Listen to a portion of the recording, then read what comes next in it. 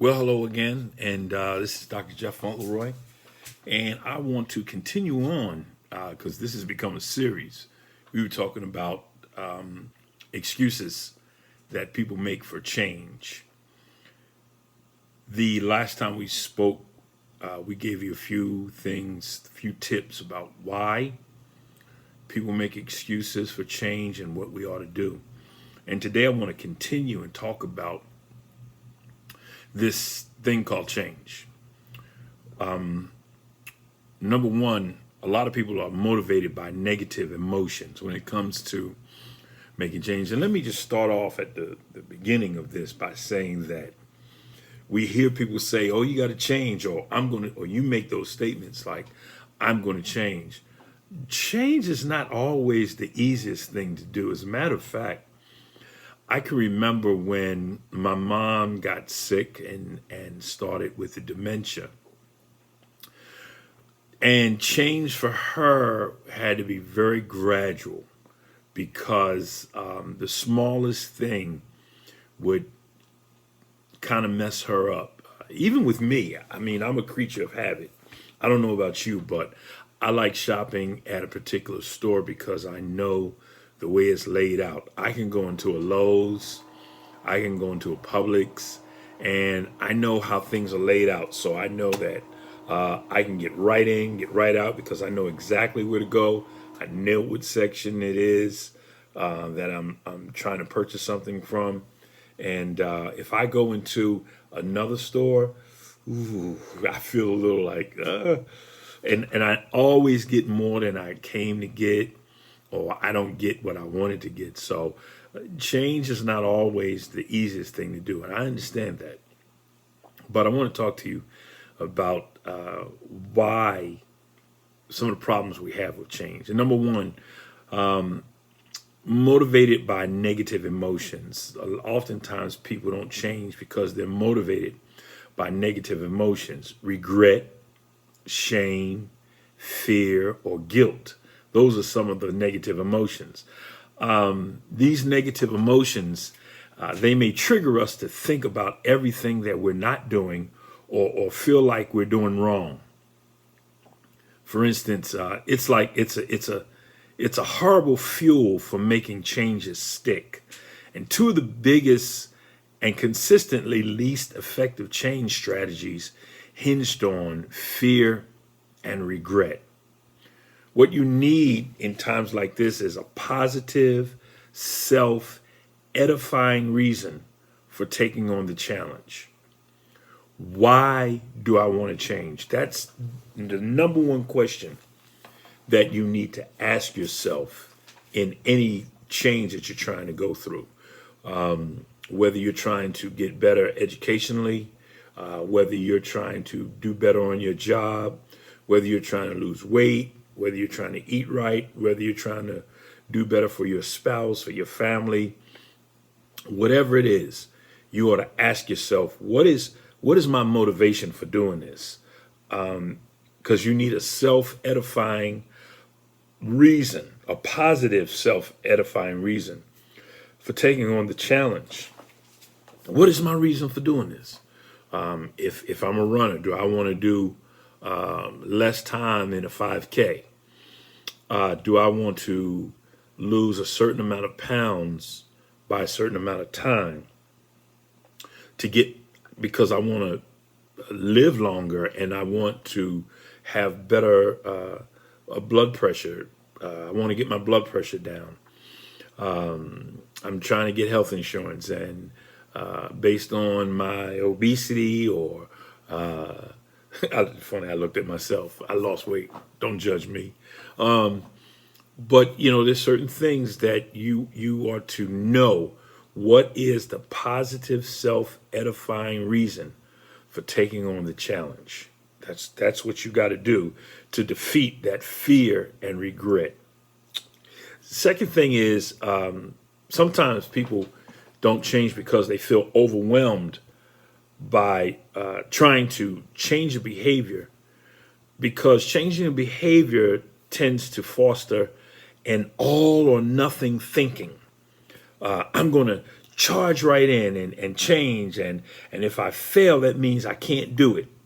What it does when we do this, when we get overwhelmed by trying to go all in our change, it traps you into a no-win situation. You know, one of the funniest things that I've heard was, how do you eat the whole elephant? You know, one bite at a time. So it's one step at a time. It's small steps. That leads me to my third thing. When we try to eat the entire elephant, and it goes with feeling overwhelmed because you want to go all in, you need to know that behavior change is a big thing no matter what the behavior is. It's almost never impossible to take all of it on at once. Here's how you need to do it. In order not to feel overwhelmed, and in order to deal with that big thing of behavior change, you need measurable actions. What do I mean by measurable actions? If I want to start eating healthier and I want to lose weight, I just want to feel good, then I need to look at what others have done. What type of recipes are there? Do I cook? First of all, you need to know, am I able to sustain this type of lifestyle? Or maybe there's some people who do food planning that I can sign up to be on their list, have a subscription with them so that I can get food from them. Or if you do cook, then you need to look and find a reasonable farmer's market around you that has some of the fruits and the vegetables that you're going to need to sustain this change that's going on. Now, when you go, before you go and buy all of these fruits and vegetables, you need to plan in your home, plan in your cupboards, plan your space on the shelves, plan your space on the refrigerator to see that, okay, when I buy these fruits and vegetables, do I have the adequate space to store these the proper way so they're not going to go bad? And then based upon the recipes that I have chosen, how much do I need to buy? You need to make a list so that when you go to the stores, you just don't inundate yourself with, ooh, this looks good. Ooh, this looks good. And here's one thing. Before you go to the grocery store, I don't know about you, but I make sure I eat before I go to the grocery store. Otherwise, you're going to go all in, and that's going to make you fail. And it's going to make you think that you can't do it, because you're going to come home with fruits and vegetables that are going to go bad before you can even cook it, especially when you're getting organic fruits and vegetables. You got to cook those things and eat them pretty quickly. So you need measurable actions. If, in fact, you're going to go and start jogging or start walking, then you need to make sure you have a place, a destination that you have carved out that, okay, this is where I'm going to go. And you have measured out what's a mile, what's a mile and a half, what's 2 miles. There's markers. Go to a park where they have markers designated, mile, half mile, 2 miles, whatever it is that you want to do, so that you know what you're doing. You might want to invest in some type of Apple Watch or some kind of watch that keeps a score for you, so to speak, so that you know how you're exercising, how you're progressing, what your blood pressure is, your heart rate during the time that you're exercising. You need to invest in those type of things, because again, this is going to help you with your measurable actions when it comes to taking on change. It also needs to be small and specific. Now, I just gave you 2 things. When it comes to exercise, you need to make sure that you have on the right shoe when it comes to exercising or walking or running. You need to make sure you have the right gear on. You don't want things that are going to make you chafe. You don't want footwear that's going to make your feet hurt. So you want to deal with, if your food is what you're trying to change, You want to deal with those who know about the food content, the caloric content of what it is that you're taking on. So make sure that when you take on these big changes, it's one bite of the elephant at a time. It's measurable actions, small and specific. Another problem that we have when it comes to change is we neglect the toolbox. If you want to fix the car, you need the right tools. If you want to fix the car, you need the right tools. We need certain reliable go-tos to sustain and support change. Diet needs healthier ways to eat and a practical plan. I just gave you that. If you're going to take on a diet, then you need a practical plan. You need healthier ways to eat. You need to know what's good for you and what's not good for you. And how you can do that is journal. Journal how you feel after you felt something. Sometimes you might want to not eat meat. Sometimes you want to go vegan. Sometimes you want to be gluten-free. I don't know. But if you journal, you know what's good for you. Just say, how do I feel? I had half a rack of ribs. How did I feel? Did you feel bloated? Did you feel like you wanted to go right to sleep? Well, you may not want to eat that again. Or you may want to cut down on it. Or you want to try not to eat meats. Or you may want to go to a grass-fed beef or pork or whatever it is that you want to eat. When it comes to fish, how did you feel? When it comes to these vegetables, were you energized or did it do something to you? Were you allergic to it? Just journal so that you have the right tools. So often we neglect ourselves, but we take care of our cars more than we take, or better than we take care of ourselves. And I often tell people, if you read the owner's manual, you can prevent those lights from coming on. You never want to let a light come on. Now, sometimes there are lights that will alert. Now, I have a vehicle that certain lights will come on to let me know that an upcoming scheduled maintenance is on the way, or scheduled maintenance is on the way, or this I need to keep my eye on, or something like that. You know, it's not that fancy, but my point is this: you don't want to wait on lights. And when the light does come on, you want to go to your manual and check, what does this mean? What am I supposed to do? So you don't want the lights to come on in our health. And some of those lights, unfortunately, is high blood pressure, high cholesterol. Sometimes it's even, unfortunately, strokes or heart attacks. Those are red lights in life that you don't want to happen. So know what's in your toolbox. Know what's in your toolbox when you're trying to make change. We try to change too much sometimes. One of the problems is we try to change too much. Don't take on too many behaviors at once.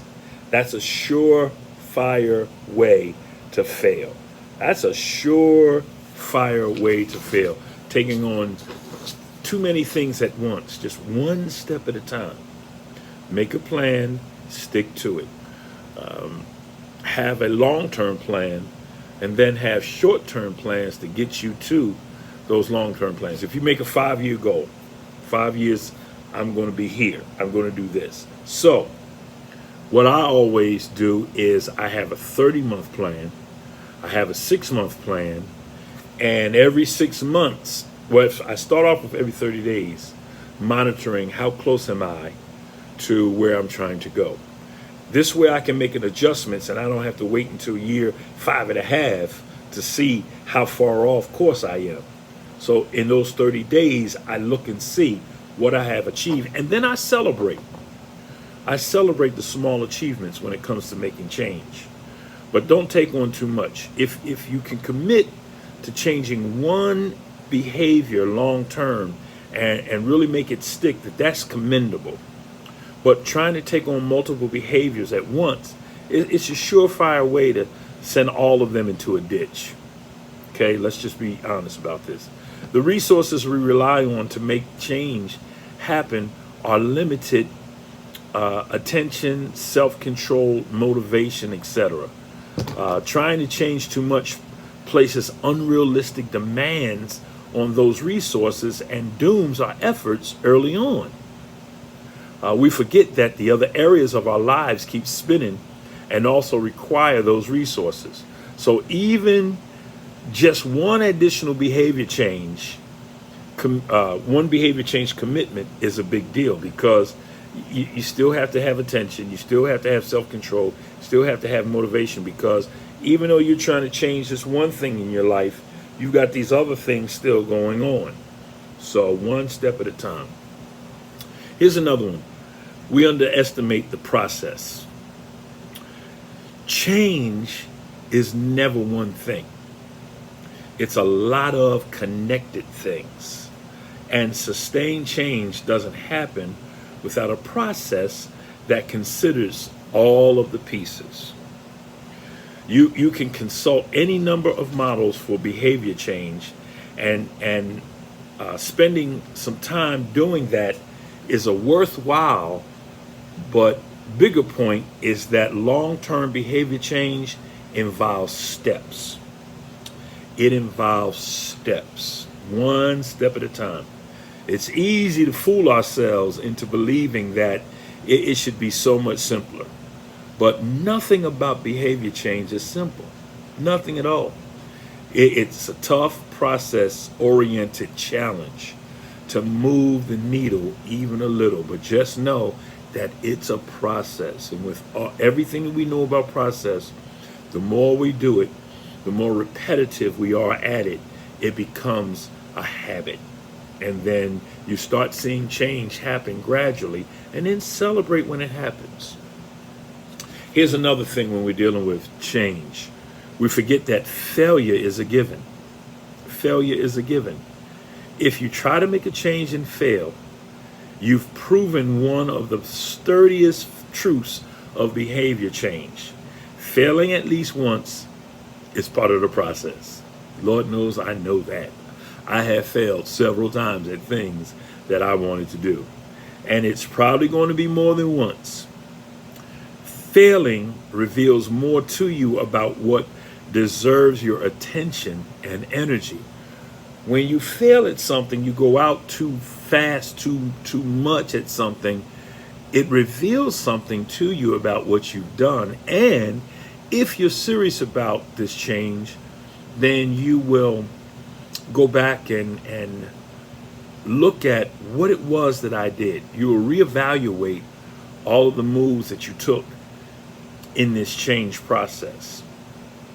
The time-tested change process models all factor in failure as part of the process, and encourage those who would change to see failing as a step, not as an end of the process or an excuse to stop trying. It's not an excuse. Don't think that you can't do it. Here's the last one I'm going to talk about. We don't make a commitment. When it comes to change, you've got to be committed. Perhaps the most important part of this, what the best of behavior change research tells us, is that if we haven't made a commitment to accomplish whatever we want to accomplish, it won't happen. It just won't happen. We need what's known as a commitment device that firmly establishes what we're going to do and how we're going to do it. Everyone else starts there. Everybody starts at having a commitment device. Now, let me explain to you what a commitment device is described as, according to the journalist Stephen Dunbar and the economist Stephen Levitt. I wrote this down. A commitment device is a way to lock oneself into following a plan of action that one might not want to do, but one knows it's good for oneself. In other words, if I lock into a commitment, if I am going to start eating right, then I am going to maybe download an app that prompts me to check in every day and note make me journal what it is I ate, take a picture of it, look at the caloric content. The best commitment device is to have an accountability partner.